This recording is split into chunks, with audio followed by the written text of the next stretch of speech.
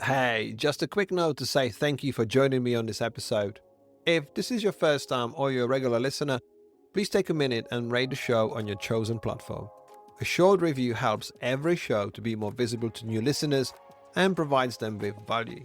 So, thank you for being here and for helping out. Thank you.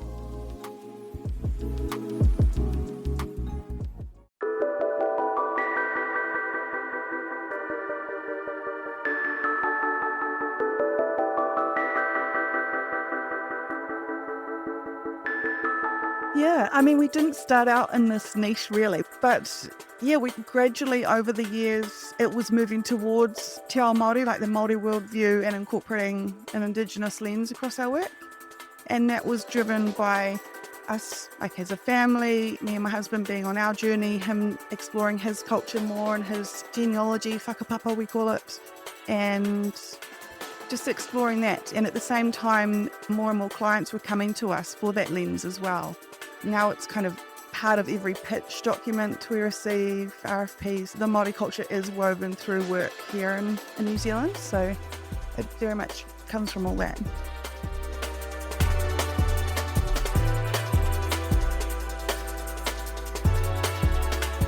Welcome to the Daring Creativity Podcast, a show about daring to forever explore creativity that isn't about chasing shiny perfection. It's about showing up with all your doubts and imperfections and making them count. It's about becoming more of who you already are. My name is Radim Malinic. I'm a designer, author, and eternally curious human being. I am talking to a broad range of guests who share their stories of small actions that sparked lifetime discoveries, taking one step towards the thing that made them feel most alive. Let me begin this episode with a question. Are you ready to discover what happens when you dare to create?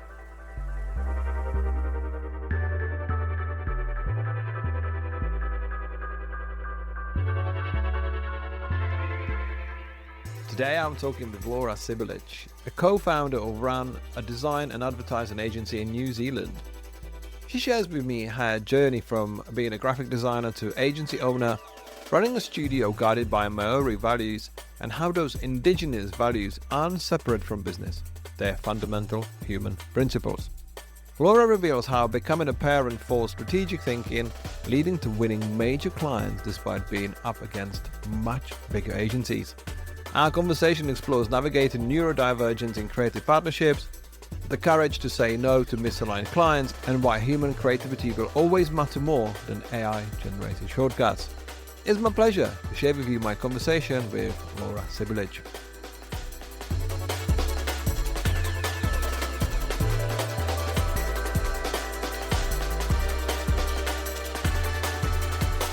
Laura, it's great to have you on the show. How are you doing today?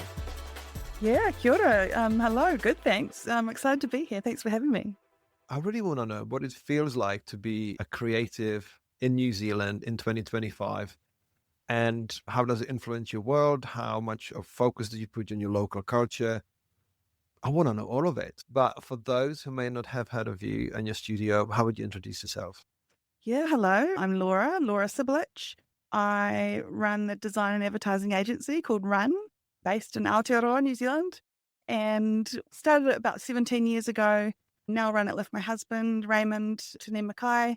And we work a lot in the cultural space. He's Māori. It makes us one of the few indigenous owned agencies probably in the world. And we lean into that. So that inspires a lot of our work and brings clients to us as well. So tell me about your philosophy behind your agency, why you started and positioning and the work that you do. Yeah, we didn't start out in this niche really. I have a background in graphic design, so I was a graphic designer many years. Still think of myself as a designer, although I'm probably not on the tools anymore really, sadly. But we gradually over the years, it was moving towards Te Ao Māori, like the Māori worldview and incorporating an indigenous lens across our work.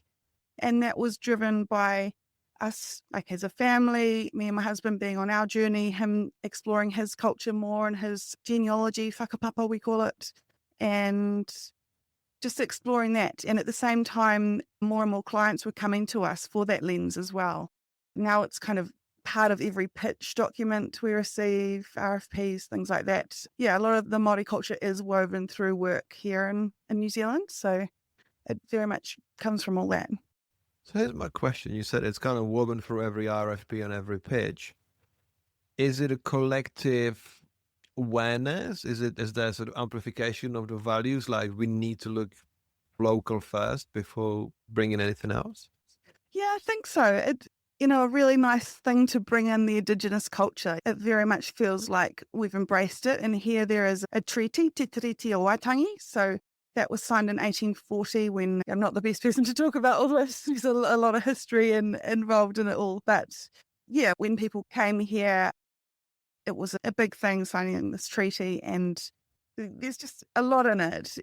But people are driven to include it through their work and incorporate it, and it makes it unique, genuinely from New Zealand, and that kind of makes it special. The New Zealand's got kind of one of the youngest populations because it's only sort of 800 years old. It's fiercely protective of its identity. Maori culture was very much built on kinship. It's very much like how people stick together and how they look after one another. And I think what we slightly touching on and what you're telling me so far is it feels like that kinship is very much that running theme through what you guys do right now. Yeah. A lot of it is about, kinship, I guess, relationships, treating people right, and also how it links into the environment as well. Yeah, it all comes back to that. So I think that's quite common across Indigenous cultures across the world. It all links to the environment. So yeah, it really is special. And New Zealanders are really connected to the environment anyway. We're close to the ocean. We've got lots of land. It's just beautiful, and it's great to incorporate that through the work as well. It's a fascinating thing to actually look into the history because that's created this societal cocktail of influences that must be unique like never else. So I'm going to bring it to graphic design now. Talking about you, obviously growing up in place like New Zealand, what was your introduction to creativity? What was your background? What was your upbringing and the kind of stuff? Because you find yourself, well, technically from to me on the other side of the world, and I want to know what it was like. Yeah, I mean, to me, it was just normal. I didn't know anything else. So it doesn't matter that I'm on a little island at the bottom of the world. Just grew up loving art, loving creativity. I believe that, everyone is creative, and some people just get it almost taught out of them sometimes. Kids get it taught out of them, which is really sad. But I kept that and just have always been passionate about art and creativity and loved it. Did like lots of colouring competitions when I was little and things like that. Lots of drawing, I was that kid. And yeah, and then just through school, did art through school, and then took a year off to decide what I wanted to do, and did some night classes and things like that, like photography and things like that. But yeah, decided design was it. That's what I really wanted to do. And from there studied a diploma in graphic design and weighed up doing a diploma over a degree so I could get those extra years of experience working rather than studying. Yeah. Did you have any influences? Was there a particular moment that you thought like, okay, I want to be as good as this, or this makes me move like this is something that I want to be the enabler, the conduit to this communication? Was there anything like that? I kind of came into it really naive, and I didn't learn about the world of graphic design or famous designers till I was studying it, really. I did in my high school years, I think, end of high school, I did visit some, thinking that I wanted to be a designer, visited some studios asking for a job, part-time job or an internship or something. None of them gave me a job, but it was just going in there, some would sit down and talk with me. And even that was inspiring to me, just being around it all and feeling the creativity in the office. And I just loved it and got inspired by that, I think. You mentioned that you started your business or that you've got your business with your husband. Is that right? Yes. So you met a fellow creative soul. Yes, it did. What was that like? I've heard lots of recent conversations about like relationship partnerships, business partnerships on the show. And it's very much like the opposites attract and thrive. What was it like in your case? Yeah, that's probably us. And when we met, we were quite young. We weren't in this industry at all. He was a postie and I was in retail during that year off. Everyone thinks we met in the industry, but we didn't at all. And I think I was quite clear on what I wanted to do, and he was figuring out what he wanted to do. He comes from the advertising background. So he did like an advertising creativity course degree, and I did the graphic design avenue. And I started the company in 2008, and he joined me a few years later as he was freelancing and coming in more, and it just grew from there.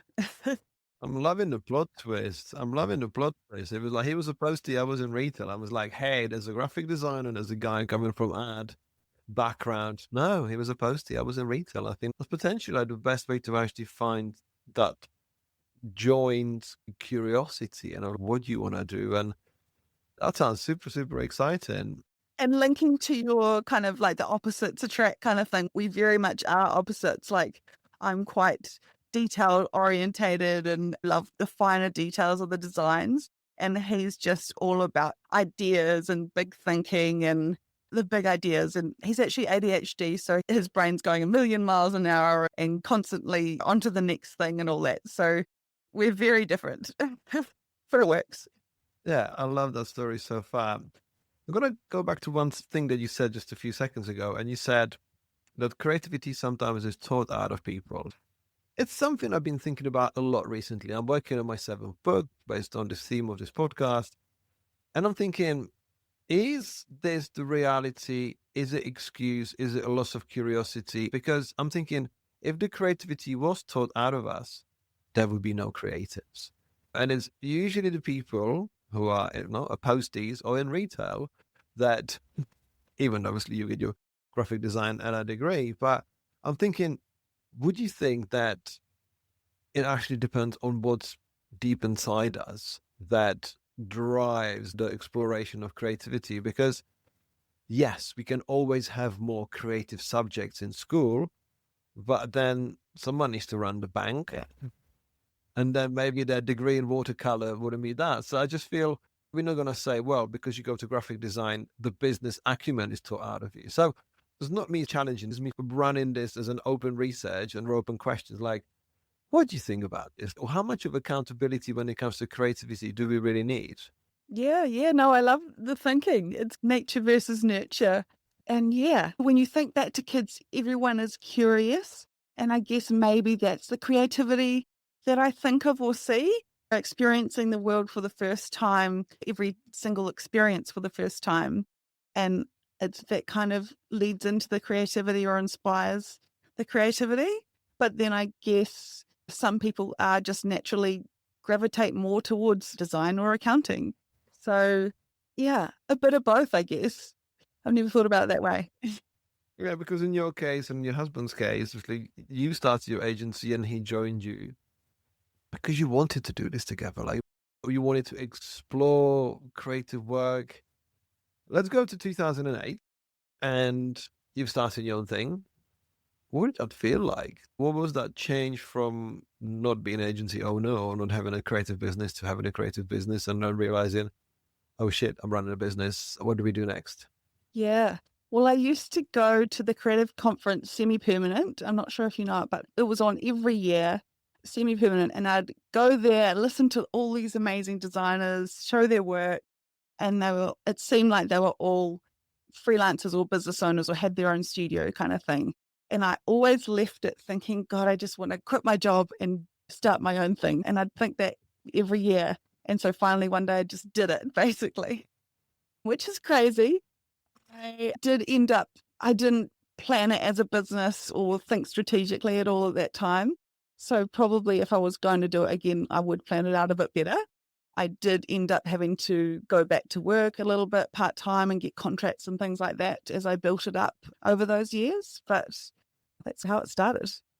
How did you feel like when you, as you said, like you have to go into employment? Like, how did you feel that you wanted to start your own thing, but the dreams of the semi-permanent stardom conference emulating the others didn't happen straight away? What was that like for you? Did it feel challenging, or were you like, that's just a part of a job?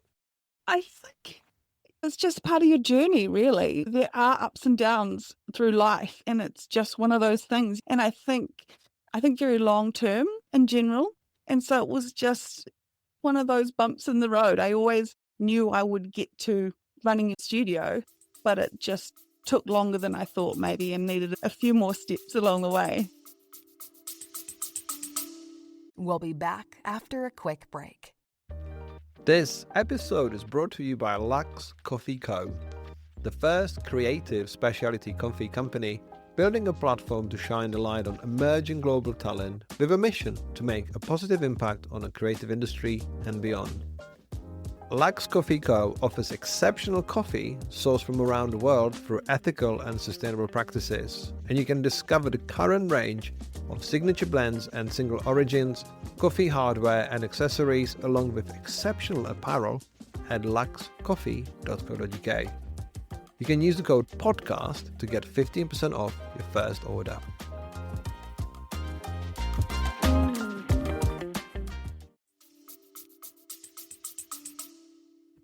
It's one of the things that I'm really trying to help novices and newcomers. Not even help, just to say, look, it's okay to start again. It's okay to do this. No, slowly. When you watch, I was watching just before our conversation, I was watching an interview with Les Claypool from Primus, musician for 30, nearly 40 years. It was like, look, we took years and years and years to get good. We played shitty gigs. We played small rooms. We did this, but we learned bit by bit and we stuck to what we really thought of doing. Whereas the world moves much faster right now. At least we like to believe that it moves much faster, and it feels like not getting things wrong and sort of fatal blow. Okay, this is it. Whereas, in fact, we've got so much more information and so much more resources and more people to talk to, and we are so much more connected because, as you said, when you were growing up, it didn't make any difference being on an island on the other side of the world because that was your immediate surroundings. Whereas now we've got a bigger view of the world, it's a bit more scarier. Yeah. Is it too much is the thing? Like, is more necessarily better, or is being naive the way to go because you don't know the other side of it? And I quite like that I'm not hugely qualified technically. So I didn't do that degree. So I don't have the knowledge of people that have. But I think not knowing the rules, you naturally break them and you make discoveries along the way, which makes it all, even more awesome. You got your business moving. You got your business and strong enough that it was supporting you to not needing a sort of additional income. How was your work developing? What was it that you started your own thing with? It's easy to dream about the freedom, then the artistic expression, the carte blanches that we demand as a young designers, and then you realize, oh, this is a reality, and I need to find something that I really want to enjoy doing. What type of work did you want it to do? What you didn't get to do, and how did that sort of shape the way that led you to build Run to what it is today? Yeah, I guess the real driver to it becoming serious and it needing to work as a business was becoming pregnant about 12 years ago, I think. And there's nothing like having a baby on the way to actually make you think seriously about life and what you're doing with your life. And so that was real motivation for me. I really felt that. And then when I had the baby, like brand new breastfeeding in the middle of the night kind of thing, a pitch came up for Niue Tourism to be their sole agency. And they're a small Pacific Island country, beautiful, by the way. And I was just thinking, oh, imagine if we won that. And long story short, we actually did win, pitched for it, won, and that set us off on our journey and established us as a real agency. Let's talk about a pitch, because nothing gives you more focus than having children, because you have to step out of yourself and go, right, okay, I was enough of an idiot wondering about number one. Okay, what do the others need? So how did you guys work on the pitch, and how did you have to change to your working processes to make it happen and put that extra effort into winning the work? Yeah, I guess nothing changed. I do enjoy being a designer. I love working, so I didn't really have time off, couldn't afford it either, but it was just part of the process of getting work. We hadn't done any major pitches before that, but it was just part of it. And I wouldn't have possibly, before kids, I probably wouldn't have even pitched for it thinking that we're too small or wouldn't win. But we just positioned ourselves. I think we even said in that we might not be the obvious choice, but we think we'd be the right choice. And we were up against really big agencies with cafes and in their office and everything like this. But I think they saw something in us as well. And maybe it was like the passion, like we really wanted it and love the Pacific Islands too. We've got a few Pacific Island clients now as well. And I love the ocean and everything like that. And I guess they just saw that passion in us and that they didn't want to be the smallest client and with a bunch of big clients. I think they knew that they would be our biggest client and that because of that, we would put all our energy into it. You don't get qualified as an agency just because you got drinks fridge. Exactly. But it's really interesting what you said. Like, you don't want to be the smallest account with the biggest agency, right? Because, as you said, it was the passion. They saw something in you that you guys did. That I wrote the word fearlessness. Like, it's when you, and I think the parenting aspect is so guiding in a way, because as a parent, you just have to get stuck in, and you're working with the unknowns all the time, and the unknowns change all the time, because as someone once said, like, it doesn't get any easier, it just gets different. And it's very much applicable to the creative work. It doesn't get easier, it just gets different, because if it gets really easy, are you really doing the right thing? So if I may ask, obviously you've been working with your husband, what I'm looking at, about 15 years, from about 2010, right? And you mentioned that he's ADHD, and we're getting to know and understand more about ADHD. We're getting more people with diagnosis. We're getting more people with neurodivergent diagnosis, because I feel once upon a time, as a society, global society, fooled ourselves that everyone's pretty normal. Some people do stand out a little bit more, and there's the people we need to lock up because they're a little bit too mad. And the more we understand about ourselves, we're realizing that no one's normal. We are on the spectrum in some way. So what I want to know is, when did you guys know that he has ADHD, and how does it sort of work with your personal and working relationship? Because you're connected in more than one way. And how was it for you, and how does it work? Because I think this kind of information could be really beneficial to people being heard and seen. Yes. And I don't think there's any right way to do it or approach it or anything like that. So this is just my story personally, or our story. And he only got diagnosed about 2 years ago, actually. And it was from, I'm not even sure I really believed in it before that. I thought it's just put it down to personality, I guess. Everyone has different personalities. And I hadn't really looked into it, didn't give much thought. And then like a meme or something popped up, or a video on my social feeds. And it was a husband talking about his ADHD wife. And I was just like, wow, every single one of these things that he does is what Raymond does. It was like, oh, maybe there's something in this. Googled it a bit, got him to do an online test, like ADHD New Zealand had a test online or something like that. Got him to do that, myself as well. And I don't know, got like a 1 or something, and he got really high scores that said like he's most likely ADHD. And then from there, he explored it. But it took about 2 years for him to go through that process. It was quite difficult here in New Zealand. I don't know what it's like in the rest of the world, but it took a few steps to get diagnosed. And then from there, he's tried different drugs at different times, medication and stuff. Yeah, this is interesting. So just before I get to the next question, because you said it's personality, sometimes you think it's just a personality, it's a character. Is that something that you don't understand? With Raymond's diagnosis and the follow-ups, like, has it changed the nature of your work? Is there a way to utilize the diagnosis? And now you know what it is, does it potentially cause less friction? Do you see this as there any sort of benefits to it? It's like, could it be like seen as a weight off your shoulders? Yeah, there's kind of two sides to it. Having the diagnosis does help explain it and give a reason for why he's like that. But then, and this is more the husband-wife thing, sometimes he'll use it as an excuse of, oh, that's just how my brain works, so I can't, kind of thing. And I'm like, but you can just push through and do it. So it's a love-hate thing. I think he does think of it as a superpower. And it has just, while we're on that kind of journey of learning about it, it has helped, definitely.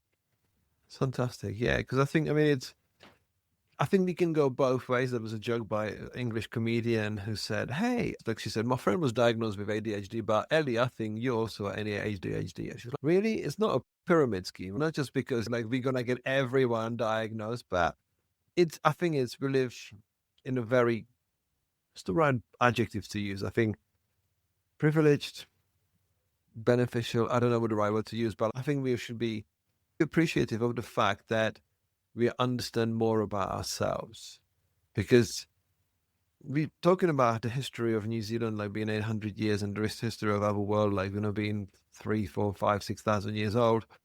Yet it's 2025 and we are just about understanding what ADHD means. Like, what is all of this little bits? Because I think it's what we need for us to understand ourselves. And you get idiots from the right wing sides, they'll be like, oh, everyone's no special. No, we're just understanding who we are, how we work, and how to use it as a superpower, as a benefit, as something that pushes us on. Yeah, you just lean into it, I guess. And for him, I think he's lucky that he found advertising, and it's perfect for him and how his brain works too. And I think it does work for him because he's constantly coming up with ideas. And that's the job that he has in advertising, to come up with ideas as a creative director. So it does go hand in hand, and he's naturally found that. Yeah. Excellent stuff. Yeah. And over time, we meet so many people with ADHD now. And I think his conversations with people has even led to people being diagnosed and stuff. And we'll meet them later and they'll be like, oh, thank you for talking to me about it. I've realized this about me. I can explain why I think like this and things like that. So yeah, it's good. So here you are, you're on a podcast talking about history of New Zealand, talking about your husband, and we haven't really talked about what you do for work. So look, you said earlier that you're a graphic designer, but you're not on tools as much as you used to be. Let's talk about the growth, because I want to get to talk about what you guys do as your agency, as your advertising and design agency, and what kind of problems do you solve. But your growth from the person who started the business, needing to go back into employment, getting things oiled up properly, now being in a leadership role as a co-founder and a design director. How do you see your own growth? Because ultimately, as the theme of this show is daring creativity, like, you pushed yourself to keep growing and going forward. So how would you say you were a different person to the person that started in 2008? Yeah. Oh, good question. When I started, I mean, again, very naive, and you don't know what you don't know. So just fumbled along, grew it organically without much planning or, thinking about it. And then over time, figured out what we're doing and what work we did best, or what work we wanted to do more of, and structured our values. And I think that was a big thing for us. Once we had the values set and written down, that really acted as a guiding star for us. And we've still got really similar values today. That was a few years ago quite a few years ago when we kind of first got our first team member. And yeah, that guided us. And then thinking to now, it's a very strange feeling, like being one of the few women founders, like I think definitely in New Zealand and the world. There's stats you hear of 1% of agency owners are female and things like that. I'm not sure if that's accurate, but it's just crazy. And I do have the feeling of people look at me for that now as well. And I have the weight of that and the pressure a little bit, but also at the same time wanting to give back and share my knowledge and my story to help others, hopefully pave the way for others and things like that. So yeah, hopefully it helps people. It's the word values. When the word values is mentioned, it always makes me remember that I never have my values defined when I started. I was very much, my value was like, let's do really good work and we work hard the rest, right? The rest will somehow slot in, right? But obviously, you mentioned the word values and how it guides you. And on your website, you said you are grounded in the Maori values to benefit and enrich our clients and team. And it's such a guiding star when you talk about it. Like, when you actually make it clear to yourself what you're going to do, what you're not going to do, and how you're going to do it, and how you're not going to do it, it's already 50% of the battle solved, because you know where you're going to head and when you're not. So tell me about your values, like how you got to form them, how you got to inform yourself on those, and how they guide you on the next journey, on the next step? Yeah. Well, again, I think it may have come about when I was having kids as well, like thinking of my personal values. How did I want them to grow up? Things like that. And then talking with, there was three of us at the time with our first staff member, talking as a group about the kind of work we wanted to do and the values we shared. So grounded in Te Ao Māori values, indigenous values, while also being grounded in creativity and innovation too, as a design and advertising agency. And then just human values too, open and honest, being positive, the way we want to be, growth and knowledge. That's a big one for me, like always constantly learning, growing. Doesn't matter if it's a formal qualification or just life and life learning, going to things, absorbing as much as you can from everywhere. And family friendly, obviously, that's a huge one for us. We've grown the agency around our kids. And responsible, like that's not only personally being accountable, but like to the environment as well, linking back to that indigenous knowledge. Yeah.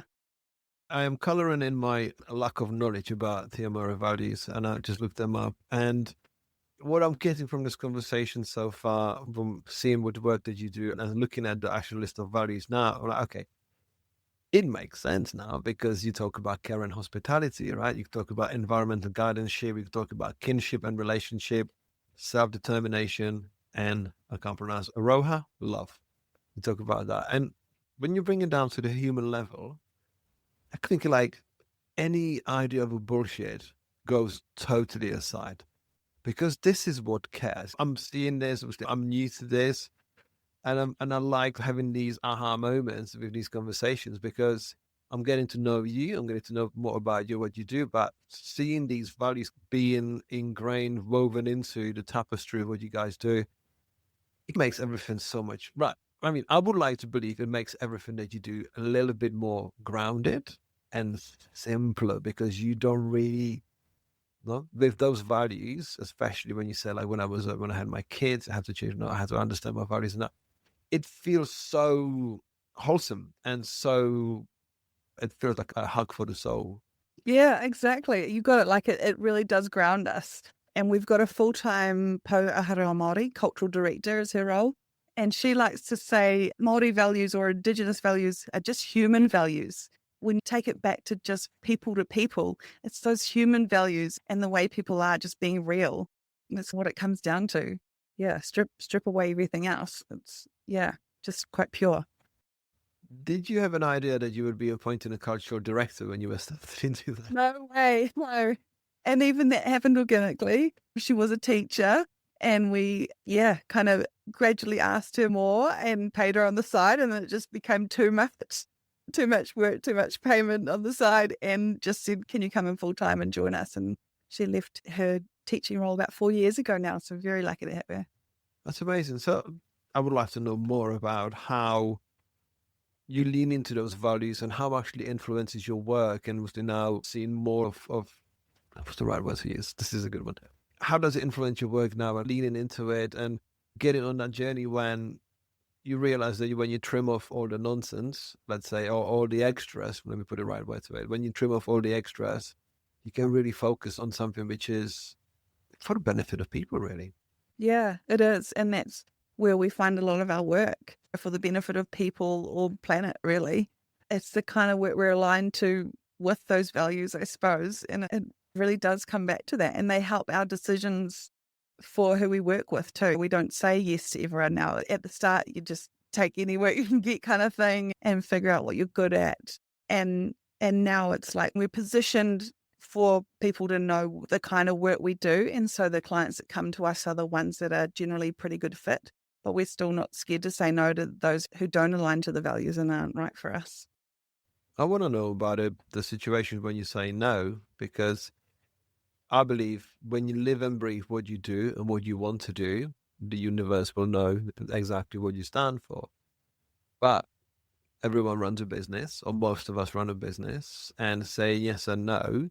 I call it the anatomy of opportunity. Like, is the yes really a yes, or should the yes be a no? And is the no a yes, or should it be a no? Like, it's a little mathematical equation. Not do two negatives equal a positive. No. If you do rubbish work with rubbish people, you're not going to get a lot more of rubbish work with rubbish people lined up. Exactly. You as a business owner, business founder, how do you process, metabolize now? Hopefully it's easier with being leaning into your values, but no to something lucrative. Yes. What goes into your mind? What is the process in your agency? How do you guys do it to say no?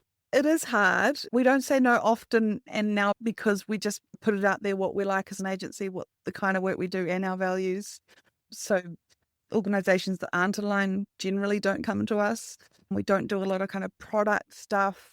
We wouldn't do any kind of fossil fuel clients, things like that. And for others, it might not be a no, it might just be a not yet as well. So things like that. There's one example where there was a brand, an alcohol brand. We looked at their social content and it didn't align with some of our values and thinking. And we just said we're not going to be a great fit. But it's not a no, it's just a not right now. So maybe in a few years, we'll see. But yeah, on the flip side, it is hard as a business owner. You've still got bills to pay, people's lives to pay for, all that. So you do feel the pressure of that still commercial side. Yeah. So it's just trying to balance it out and get more of those clients that are wanting to work with us and values aligned. I think it's very important to be honest and transparent about the fact that you got values that you want to know, that you lean into the values that you stand for. You don't always choose the opportunities that come our way. We can hope to sort of create some of them, sort of visualize and manifest what we want to have, what we want to get out of this. But sometimes it's like you get to hear of agencies who put on a really sort of shiny, kind of conscious look of what they do, and then you get to hear sort of stories of, oh right, is that the hidden secret of what you guys really work on? And I think it was Havas. I think it was Havas, the agency, who was like once upon a time B Corp, and they were like, yeah, we're working with Shell. It was like, hey, you can't be a B Corp. But There's lots of that. yeah, and again, like you can't really point fingers or judge people because as many people as they are, they have different values. Of course, we have sort of societal values, and I mean, when the Maori values, it's like things such as sort of, I'm going to say sort of rudimentary. It's the basic principles of human society that guide this, because when you whip it up into the sort of hyper capitalist sphere, people talk about values, people talk about all sorts of things, but ultimately the engine, the machine is going 100 miles an hour, and to make any kind of change is almost impossible. And I don't want to get too heavy on this. I love it. Yeah. And I mean, I guess we're small enough that we can be so strongly aligned to our values and say no and things like that. With those kind of things, it's like, where is the line? And then ultimately, if you think bigger picture, does it really matter in terms of big thinking? Is a few job losses or not worth it either way? So, and would the planet thank you for it? It's just about the money, that kind of thing. So we really lean into trying to be responsible and looking after the planet and all those things. What I want to know, what is the project, if you can think of one, that you would have never thought in 2008 that's what you would be doing, and it's something that you're so proud of because that's how you've grown as an agency, as humans, and as creatives, that you would have never imagined we could be doing that? And obviously, that was the pitch that you never thought you might win, but what is the project that was that? Well, we try not to do pitches, so this one did get handed to us, but from our previous work. And there's been so many awesome projects along the way. There's so many I could mention, but one does come to mind, and it was for the United Nations. So for the Food and Agricultural Organization of the United Nations, the FAO, and for the Huvalu forest. So that's a forest that makes up about a quarter of the country of Niue. And so obviously got that through Niue Tourism a few years later. And it was just like amazing. We did a big project, huge contract that was horrible to read. I've never seen a bigger contract than one with the UN. But we had to, as part of the contract, had to subcontract scientists, like a science organization who was way bigger than us at the time as well, and traveled over there with science and researchers and photographers and things, and ended up doing branding, typeface, a whole lot of signage across the forest and the trails, and utilizing wood from the forest as the post for the signage and things like that, and the touch screen thing at the info center and airport graphics and all these things, all these pieces that were part of it. But it was just such an awesome project and beautiful to work on. Never thought I'd be doing that. That's amazing. That's an amazing 360 moment, because it's just like where you start and where you travel and where it takes you. Ultimately, you want to do great work, because that's most of us who start in this industry go, I really want to create something that makes a difference.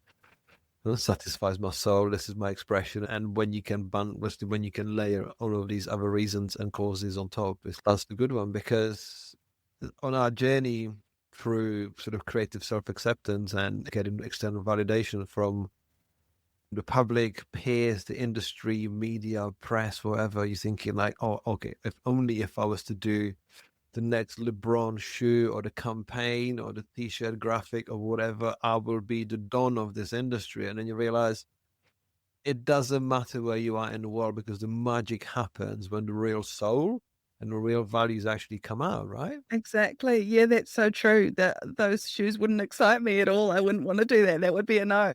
It's more than that. It's the feeling you get that it's so special. Fantastic. How do you plan for future? Like, how do you see the future of creativity in New Zealand and with what you guys do changing, evolving, or what is it that you would like to, as a problem to solve going forward? Yeah, it is a hard one, like thinking into the future. And I do learn a lot about AI. I'm on a micro credential learning about AI at the moment. It's massive. And then all these different avenues you could go down for the future, will the world get taken over, or will it, all the things, the superhuman intelligence and all that kind of stuff. It's very scary, but at the same time, it's almost still like day by day, and the industry is changing. What will happen to our industry? I don't know. I can't see that far ahead. And we do already lean into AI tools. But like you said, I feel very lucky that our work is embedded with this culture, and you can't replicate that and real people. And I come from a print background, so I love the idea of like physical tactility of things. And I don't see that changing, the physical aspect. And so I'm still really excited about that part of it. It kind of reminded me, I was watching a broadcast of a cycling race called Vuelta a España, and it had an ad for a bike by a company called Pinarello. And the bike was meant to be symbolizing the fact that it can take you anywhere, right? It can take you to mountains, it can take you to the cities, it can take you anywhere. And I'm looking at this and I'm like, okay, so every single background was generated with AI. And it looks basically, if I was to be brutally honest, it looked like a shitty coloring book. It was like, okay, so you made an ad for a bike that's just been released that cost thousands of pounds, dollars, or whatever currency you want to apply.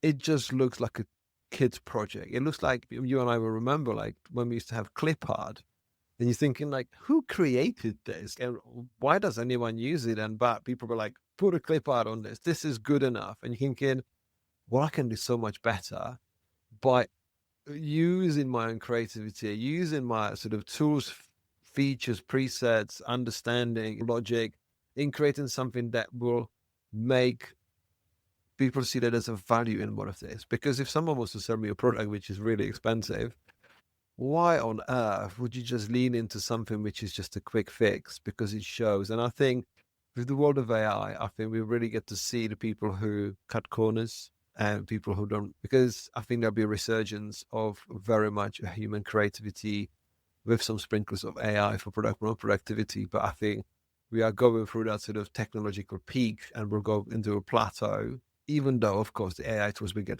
better and whatever. But I think we're having to shake up and see what it is, because ultimately when you try to appeal to people, you're not going to generate AI voice and say, hey, let me tell you a story, because you're going to tell them the story yourself, right? Yeah.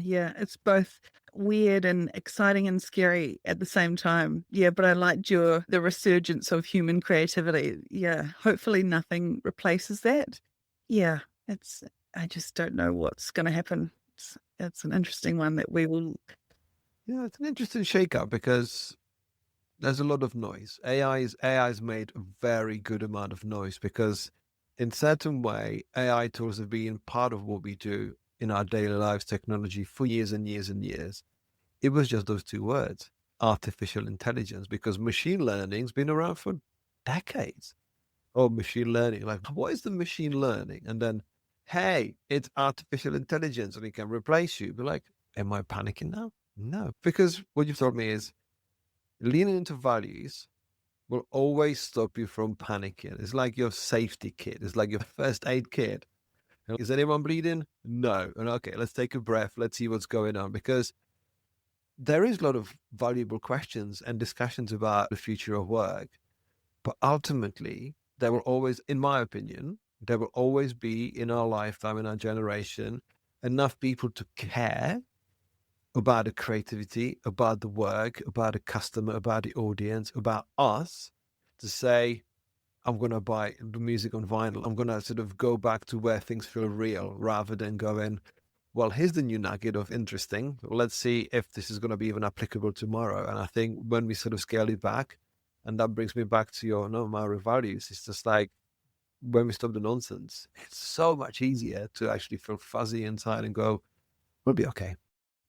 Yeah, I think so, and I hope so. I mean, I'm an optimist, so yeah, I think we will be. And the vinyl survived. There's still photographs around, Polaroid cameras. They might be a bit more niche, but people still love those things.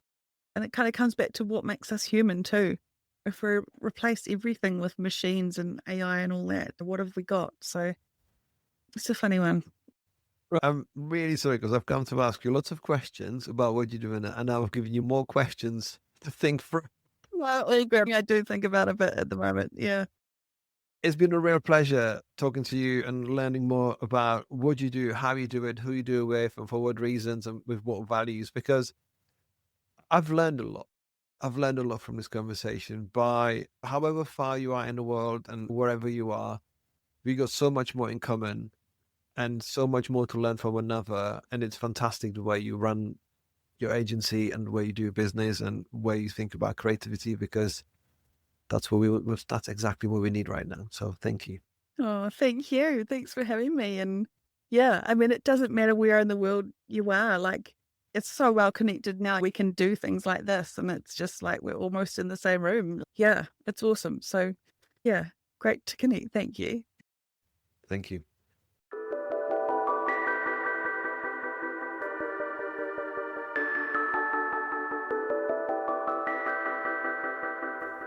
Thank you for listening to this episode of Daring Creativity Podcast. I'd love to know your thoughts, questions, and suggestions. So please get in touch via the email in the show notes or social channels. This episode was produced and presented by me, Radim Malinage. The audio production was done by Neil Mackay from 7 Million Bags Podcast. Thank you, and I hope to see you on the next episode.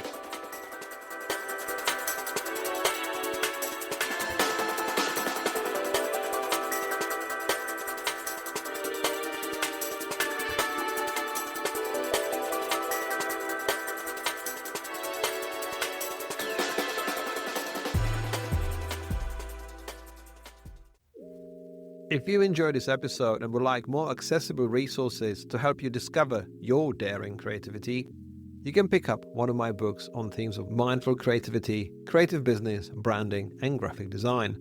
Every physical book purchase comes with a free digital bundle including an ebook and audiobook to make the content accessible wherever you are and whatever you do. To get 10% of your order, visit novemberuniverse.co.uk and use the code PODCAST. Have a look around and start living daringly.